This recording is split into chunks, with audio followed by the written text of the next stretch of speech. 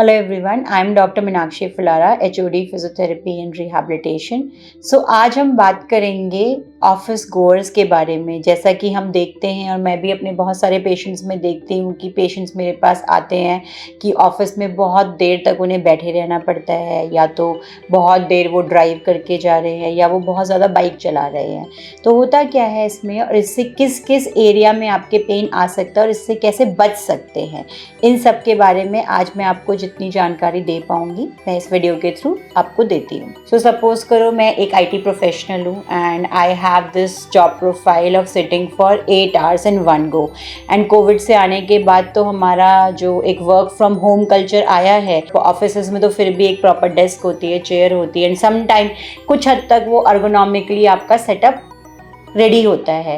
But आजकल work from home की वजह से हमारी लंबी लंबी मीटिंग्स चलती है, हम बहुत देर तक एक ही पोजीशन में बैठे होते हैं, सिस्टम पे बहुत एब्रप्ट पोजीशन में काम कर रहे होते हैं, हमें पता नहीं होता है हमारी रिस्ट कितनी बार माउस पे एबनॉर्मली यूज़ हो रही है और कितनी बार हम टाइपिंग कर रहे हैं। एंड अदरवाइज़ अगर हम सिस्टम पे काम नहीं कर रहे हैं, then due to social media and everything, so access to phone and technology is more which takes our screen time more, जिससे हमारे नेक की मसल्स, आपके शोल्डर की मसल्स, आपकी स्कैपुला की मसल्स और आपकी जो कमर की मसल्स होती हैं, ये सारी बहुत इफ़ेक्ट होती है।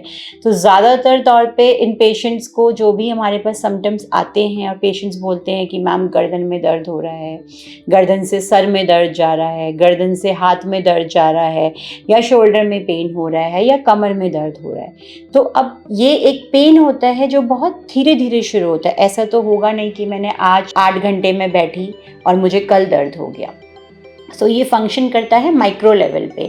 हम अपने गर्दन की मसल्स को, शोल्डर की मसल्स को, बैक की मसल्स को माइक्रो लेवल पे, डेली लेवल पे स्ट्रेस कर रहे हैं, जो एक सर्टेन अमाउंट ऑफ टाइम के बाद एक मैक्रो फोर्स में कन्वर्ट हो जाता है, जिसकी वजह से आपको मस्कुलोस्केलेटल पेन आते हैं। तो अब इससे बचे कैसे? हमारे पास बहुत ज़्यादा समय नहीं होता है कि हम बहुत ज़्यादा एक्सरसाइज कर पाएँ। Best way is to exercise, train your each and every muscles and take care of your posture. That is the best thing. सबसे पहला मंत्र, बहुत सिंपल सा मंत्र है इसका, move, stretch and relax. After every 30 minutes just get up and take a round for 1 minute maybe, and then आप अपनी एक्टिविटी को रिज्यूम कर लीजिए। अगर आप बहुत देर तक खड़े हैं, then move around, because being in one position is not right. That means you are loading a particular segment in consistent way, और एक पर्टिकुलर सेगमेंट पे ही आपका बार बार फोर्स आ रहा है। Then there are simple stretches जो आप नेक के लिए परफॉर्म कर सकते हो, आप बैक के लिए परफॉर्म कर सकते हो। डेफिनेटली आप जब बैठ के उठोगे तो आप बैक की मसल्स को बैकवर्ड वे में स्ट्रेच करते हैं, एंड इस तरीके से आप अपने हाथ को रख के प्रॉपरली स्ट्रेच कर सकते हो। जब आप सिस्टम पे काम कर रहे हो, just move your hand this way, keep your hand like this and stretch it back, hold it there for 10 counts and relax. ये बहुत छोटी सी एक्सरसाइज है, बट बहुत हद तक आपके शोल्डर और नेक में जो स्ट्रेस आता है, स्कैपुलर मसल्स में जो स्ट्रेस आता है, उसको वो रिलीज करती है। उसके अलावा डेली लेवल पे आप certain amount of neck stretches perform कर सकते हो। Planks is very good form of exercise for strengthening your core.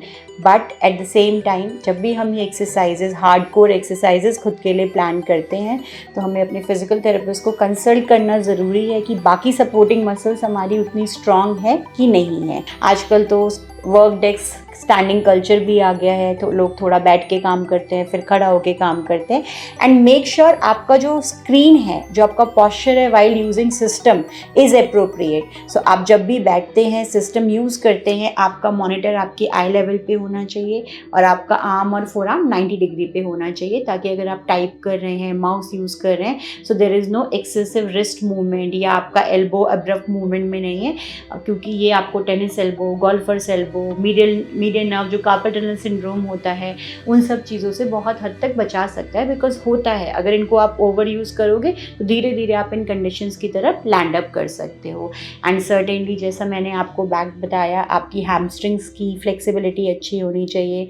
Hamstring tightness अगर है तो उसको स्ट्रेच करिए, चेक कराइए and get your exercises plan. बहुत जगह पे इंफॉर्मेशन अवेलेबल है और हमको पता है हमें ये करना चाहिए, लेकिन समहाउ हमारा लाइफ स्टाइल, समटाइम्स वर्कलोड इतना ज़्यादा होता है, समटाइम्स हम इतने ज़्यादा स्ट्रेस में होते हैं, there can be any kind of stress, कि हम खुद की ही हेल्थ को नेग्लेक्ट करते हैं।